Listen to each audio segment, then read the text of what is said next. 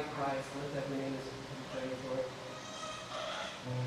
We ask that you open our ears, you open our hearts, you open us up to your word, to your will. In Christ's name.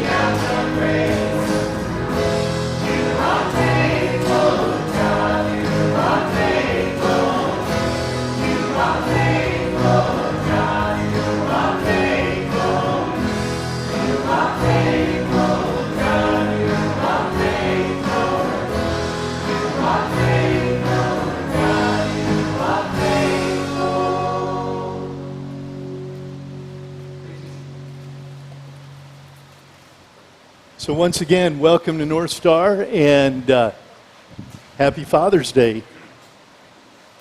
Kids can head out to Children's Church now, and we're going to do some cool Father's Day stuff here today. One of the things we're going to do is right after this service, when you go out there, you'll be able to get root beer floats right out in the Welcome Center there. Everybody gets root beer floats. We're going to do free beer, but we didn't get that, so instead we got root beer floats. Is that all right?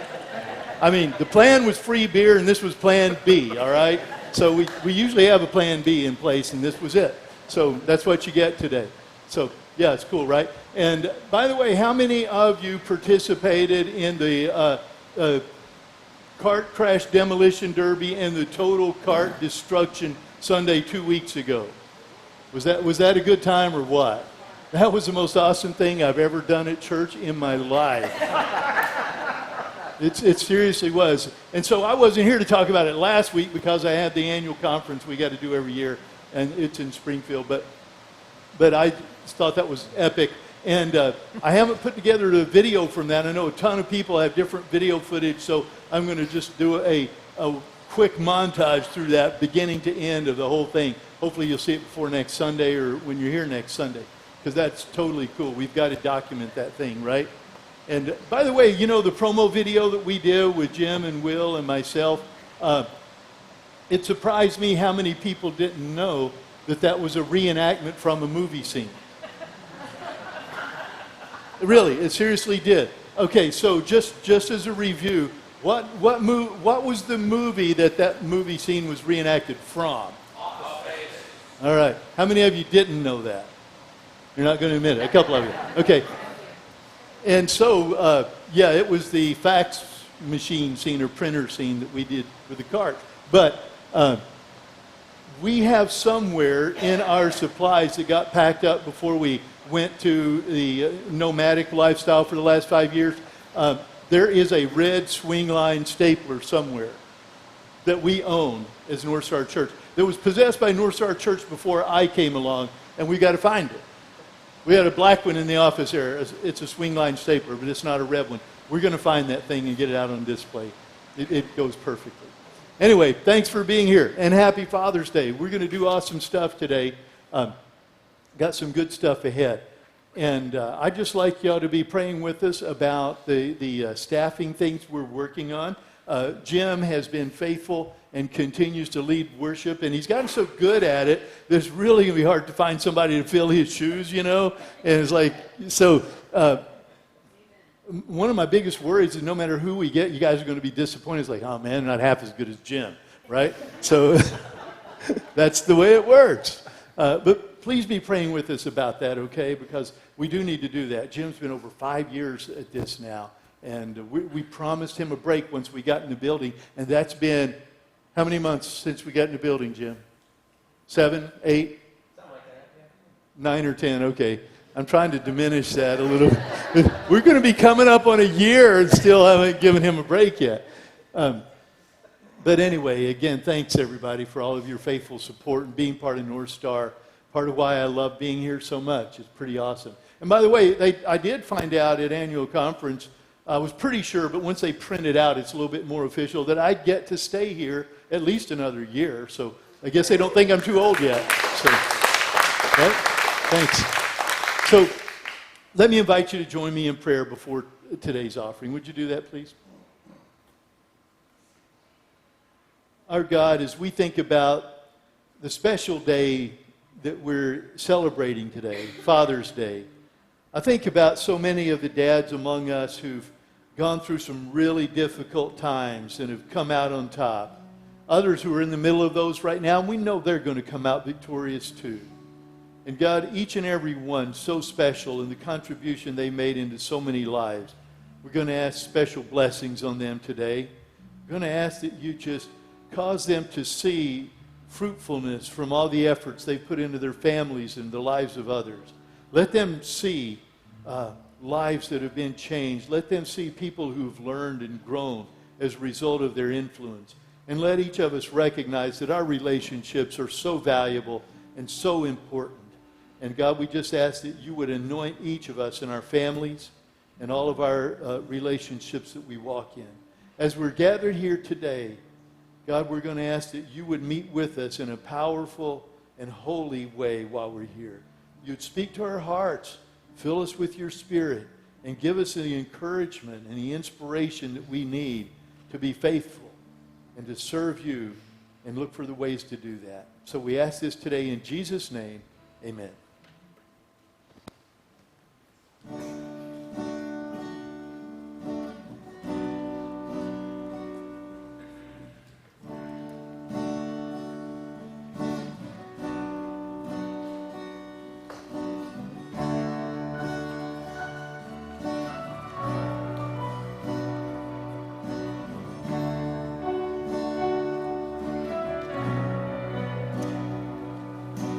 Sun is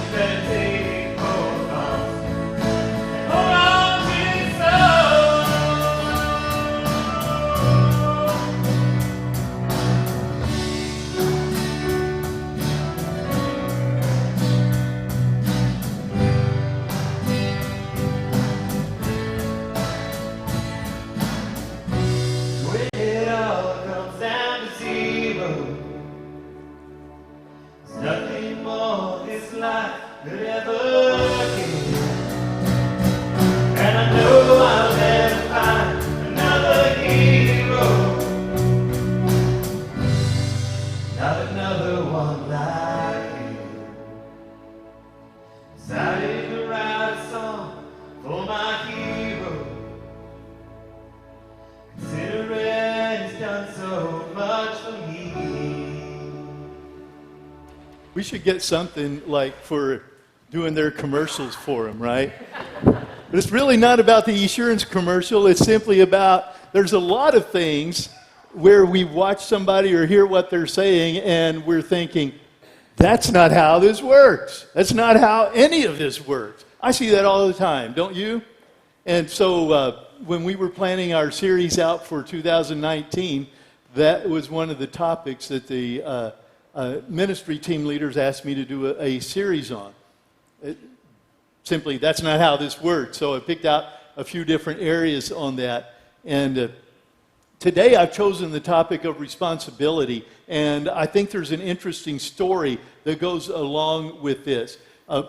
If you go into the Bible in John chapter 5, there's an interesting scene that Jesus comes upon. He goes to the pool of Bethesda there in Jerusalem, and apparently there had been a legend there that occasionally an angel would come down from heaven and stir up the waters. An invisible angel, mind you, but would stir up the waters there. And so when those waters got stirred up, the first person to get in the pool there, it wasn't a swimming pool, it was like a city fountain kind of thing. But the first person to get in would get healed from whatever's wrong with them. And so here's this guy who's been lame for 38 years, laying there by the pool. And Jesus comes up and asks him if he wants to be healed. And he says, well, it's kind of impossible. I don't know how in the world it's ever going to happen. I've been laying here all this time, and every time the waters look like they got troubled and stirred up, somebody else who can walk gets in the water in front of me, and there's nobody to pick me up and put me in the water ever, so I'm just going to lay here, I guess. And so that is where we launch the story today. But let's read that in John chapter 5, okay? Here it is. Sometime later, Jesus went up to Jerusalem for one of the Jewish festivals. Now, there is in Jerusalem, near the sheep gate, a pool, which in Aramaic is called Bethesda, and which is surrounded by 5 covered colonnades. Here, a great number of disabled people used to lie, the blind, the lame, and the paralyzed. And one who was there had been an invalid for 38 years. And when Jesus saw him lying there and learned that he had been in this condition for a long time, he asked him, "Do you want to get well?" "Sir," the invalid replied, "I have no one to help me into the pool when the water is stirred. And while I'm trying to get in, someone else goes down ahead of me." Then Jesus said to him, "Get up, pick up your mat, and walk." At once the man was cured. He picked up his mat and he walked. And the day on which this took place was a Sabbath. And so the Jewish leaders said to the man who had been healed, "It's the Sabbath, and the law forbids you to carry your mat." But he replied, "The man who made me well said to me, 'Pick up your mat and walk.'" So they asked him, "Who is this fellow who told you to pick it up and walk?" And the man who was healed had no idea who it was, for Jesus had slipped away into the crowd that was there. So you get the story. There's the guy there, just like we discussed, and it's a busy place. It's in the center of town. It's like a fountain area there. And Jesus asked him the question. He says, "Well, yeah, you see, I do want to be healed, but I've been like this, and I've been here a long time, and every time I have a chance, somebody else gets ahead of me, so I'm going to stay like this." But then he just says, "Nah, forget that. Just pick up your mat and walk. You're healed, man." And not everybody was happy with him once he was healed. So we've got a big story in this. First question is this: does everyone really want to be healed or made whole? Does everyone really want to be healed or made whole? And I ask this question, and I have watched people who were, let's say, paralyzed from a childhood accident, well up into middle age, and in a wheelchair, and apparently, without a doubt, want to be healed.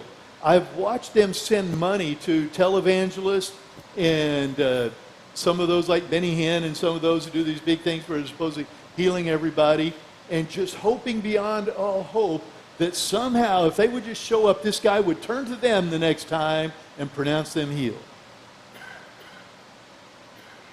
If only that could happen, right? If only it really worked that way. But we see people all through our lives who have an ailment. Sometimes it's an obvious physical thing. Sometimes it's an emotional difficulty or another form of disability. And the question comes up, does everyone really want to be healed?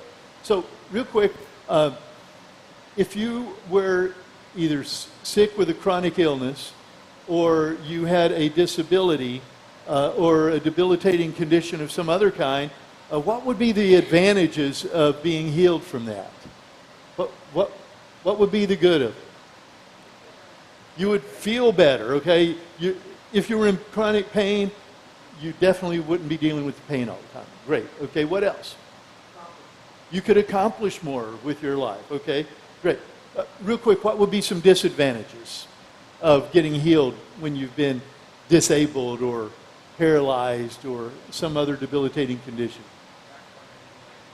You have to learn a new way to do things because you've learned how to be an invalid, and now suddenly you're not an invalid anymore, and there's stuff you've never done.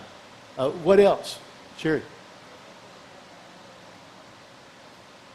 You'd have to depend on others more? Okay. Okay. Even just to learn to do things, right? Okay. So you can see that it's not all necessarily all good. I mean, you can count disadvantages as well as advantages to being healed. So that's a good question to start with. But here's where I'm going with this on the next thought, and that is we should be willing to admit when an idea isn't working. So this guy is laying by the pool here, and it says he's been an invalid for 38 years. We don't know that he has been laying there by the pool for 38 years, but it's been a long time. And that's his plan. If I can just get into the water, I'll be healed. So there's a legend behind this. What is the legend again? Somebody remind us.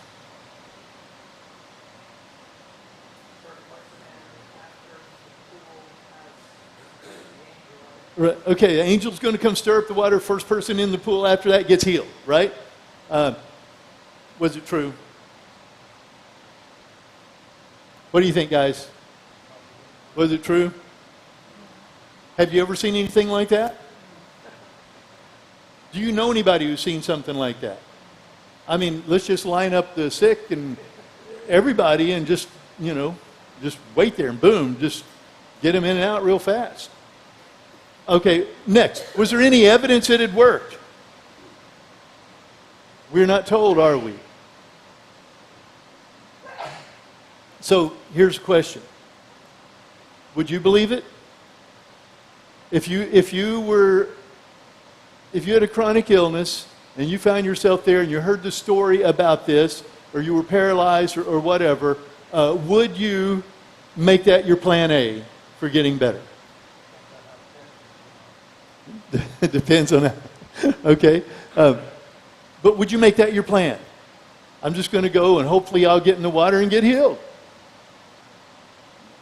Well, if I didn't have any other, I wouldn't make it my plan A. That would be maybe my last resort plan. Like I've tried everything else, like shucks, man, nothing else has worked. What's it hurt to try this now, right? I might get to that point. What's that? He's certainly gone through a couple of plans by then. Maybe. We don't know, right? But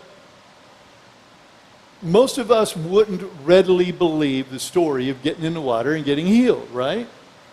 We would look at other things. But let me ask you this. What are some of the things that you believe that will either bring something good into your life or bring good luck to you?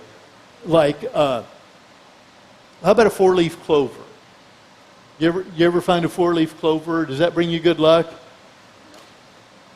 Those things are kind of rare. By the way, my wife can walk up onto a lawn, and if there's a four-leaf clover, it's like it lights up in neon. And she'll, oh, look, there's a four-leaf clover. And seriously, it's unbelievable. If you ever watched that the old series Psych, where you see some tiny little detail and it's glowing or whatever, that's her with a four-leaf clover. It doesn't matter. It's just like she sees it.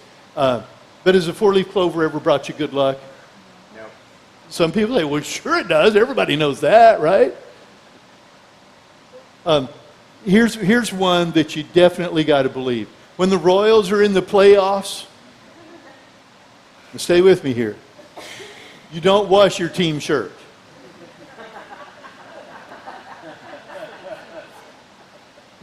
Right? Because the only way they're going to win is if you're consistent with this. And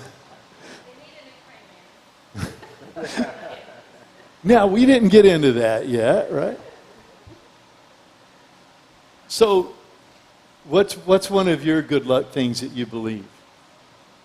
What's going to help you in life that's really nothing but a superstition? Because I'm convinced that the whole thing about the pool was basically a superstition. And you know, there's probably some root of historical reality. Maybe somebody felt better when they got in that or something, and this legend developed or whatever.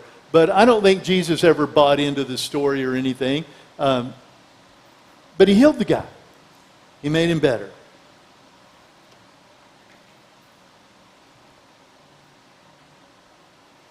So what is the lesson out of that? See, I would say the way I say it is something we kind of say with our staff and our ministry planning here, and that is learn how to fail fast and fail forward. Or don't stick with a bad idea for 38 years. In other words, we try a lot of things. One of my sayings is everything's an experiment in ministry, you know. It's always, we don't know for sure how that's going to fly, but we're going to put it out there and see how it goes, right? Now we'll try something else. We learn how to fail fast and fail forward, and that is we try a new ministry idea, we try a new direction or a new plan. Be willing to abandon that if it's not working. Just because we try something doesn't mean we're stuck with it for the rest of our lives. And so when we learn how to plan that, okay, this may not work, and if it doesn't, I'm going to accept that pretty quickly and move on to something else. And a whole lot of ministry and a whole lot of life is like that, isn't it? Where we can let go of our ideas about how something ought to work when we find out it doesn't, and go on and try something that's foreign to us, something that's new, something that's different. In this guy's case, his only hope was the legend about the angel stirring up the waters in the pool there. He didn't have anywhere to look for another plan, but Jesus brought it to him, didn't he? Albert Einstein said, "We can't solve problems by using the same kind of thinking we used when we created them." In other words, we generally have to keep changing our thinking and modifying the way we look at things and getting a new perspective in order to move forward, in order to do something new, to create something new, or to get out of difficulties that we somehow found ourselves in. We usually have to adopt a new way of thinking. And as a matter of fact, that's what this whole series is about. We develop new ways of thinking when we discover, hey, that's not how this works. Just like this guy laying by the pool there. Somebody could have come by and said, dude, that's not how this works. That's not how any of this works. There's no angel there. There's nobody healed in the water. You could wait here all your life and somebody push you in the water or whatever, and you're still going to be paralyzed. You need another plan. We discover that with a lot of things in life, don't we? We find out we can't borrow ourselves out of debt, you know. We find out that we can't spend beyond our means. We find out so many things and change our thinking and our behavior in order to adapt to our circumstances when we realize it's not how this works. The way I'm doing this is not going to get me anywhere. But the other thing I believe that this guy gives us the lesson on is to be willing to drop our excuses. Remember when Jesus said, do you want to be healed? Do you want to be made whole? And he said, sir, I have no one to put me into the pool when the water is stirred up, and while I'm going, another steps down before me. That was off the subject, wasn't it? Jesus just asked him if he wanted to be healed. And he starts telling him why he can't.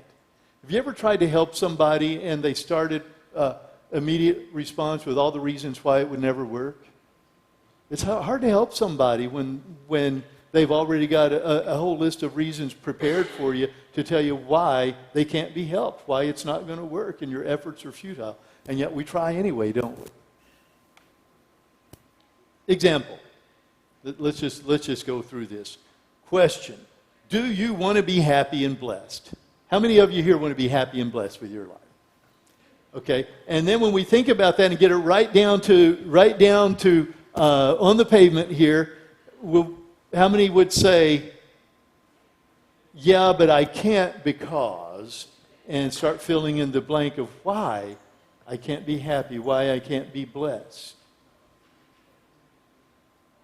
Most of us can run into a situation like that. I don't know how I could ever be happy again. I've lost so many family members. I've been through so many difficulties. My spirit has been wounded. I've been hurt deeply by the betrayals I've faced in life. And yeah, I'd love to be happy and blessed, but the way my whole psyche is working right now, the way my whole emotional being is, I just feel drained every day and life is a drudgery. I want to be, but I don't see how it could happen. You ever feel that way?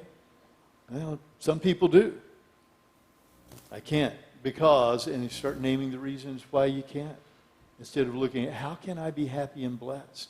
How can I discover true happiness in this lifetime, even given that I've gone through all these losses? I've been betrayed. I've been hurt. My spirit has been wounded. Can you still be happy and blessed? Is there a pathway? Is there a way that would take you to happiness and blessing? I say there is. I'm sure there is. Another question. Do you want to be used for God or used of God in a great way? This is a tougher question. The first one, happy and blessed, was, yeah. How many of you would love to be used by God in a great way? I'm like, yeah, I do. It's like I'm putting every day, I'm like, yeah. But that in the same way, we would say, yeah, I do, but I can't because, I've done some things that sort of disqualify me, and God doesn't use people like me, I'm pretty sure. Or I'm too deep in debt, or I'm not the kind of person that God really uses. Have those thoughts ever been part of who you are? You think, yeah, I'd like that, and there was a point in my life where I thought that could happen, but not anymore because I've done things that totally disqualify me. Or I'm not that kind of person. I'm not smart enough. I'm not articulate enough. I don't have the right connections. I'm not educated enough. All of those kind of things are just the thinking that prevent us from receiving the benefits and the blessings and the happiness and the fruitfulness that God has prepared for us in life. Instead of saying, well, I can't because of all of these things, what is a better response to that? To map out the course, to map it out and say, I can be happy and blessed if I overcome this. So how to overcome this? I can be used by God, but I see this one obstacle in my life. How do I get past that obstacle? And we begin to ask God to give us guidance on that. Maybe discover God didn't even see that as an obstacle at all, or even a speed bump. It was something that we had blown out of proportion. Doesn't that happen a lot? And again, the question comes up, or the statement, that's not how this works. Yes, you can be happy and blessed. Yes, you can be used of God in a great, incredible, mighty way just by responding in faith. Do you know what's worse than being sick and helpless and bedridden for 38 years? Or hopeless, that's a good answer. Here's another one.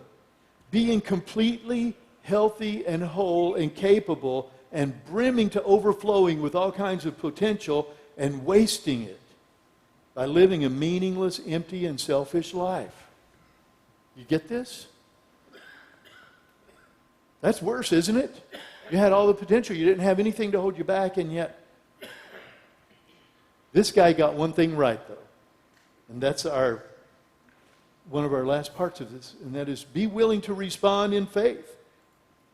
Jesus just said to him, get up. Now, wait a minute. This guy's been an invalid for 38 years. Get up is not something that has even been in his vocabulary or realm of possibility at all. And Jesus said, get up, pick up that mat and walk. Decision time. Is this real? Do I really want this? Because this is the day, this is the moment that it happens. This is the moment he's been waiting for. Or at least he thought he was waiting for. But it's certainly decision time because this guy just said, get up, and certainly he can try. And suddenly, he puts his feet under him and finds strength there, finds movement there. And he rises upright. He's amazed. He responded in faith. The guy said, get up. He got up. Didn't even know he could do it. Much of the time when God calls us, it's going to be to do something we've never done. And don't even dream that we have the potential for doing because of whatever limits that we see in our lives. But if we just respond in faith, suddenly we discover, I didn't know I could do that, but look at me. Yeah, it happens. So, question. In some area of your life, is God telling you to get up? Is God calling you to do something you've never done before? Is God calling you out of a place of despair, a place of hopelessness, into a place of action and doing and hope? See, I believe that these kind of things happen every day. That God has these things in store for us in life over and over again, and for every one of us. It may not be your moment, but the moment comes, doesn't it? And God calls us to get up, or to do something we haven't done before, that we never dreamed we could do. It was a possibility. But let me wrap this with what do you take away? What is it we go away from here with today? Well, for starters, I got to slip this in. We could all say to the guy at the pool, dude, that's not how this works. That accomplished a lot, though, didn't it? But when we take responsibility for our situation, we open the door to unlimited possibilities. Because God will empower us to do everything we need to do, everything we're called to do, when we're willing, or as this guy did, we could say when we respond with faith. And just, oh, God called me, I'm going to try it. Who knows? Maybe I can do what God called me to do. As a matter of fact, sure you can. Let me invite you to pray with me, and then we'll go ahead with communion today, all right? Lord Jesus, our lives can get to be such a wreck, and our thinking can get even more wrecked than our lives, to where we think we can't find a way out. We can't find a way up or a way forward, a way to be used, a way to be happy, or a way to be blessed. And God, we know that's all lies. And when we start believing it, it seems so real, though. And God, we ask that you give us reality. And reality is blessing. Reality is happiness. Reality is a calling from you that's eternal and that takes us into a realm of doing and serving that we never dreamed possible in our lives. God, here we are before you. Let us answer you with faith. In Jesus' name, amen.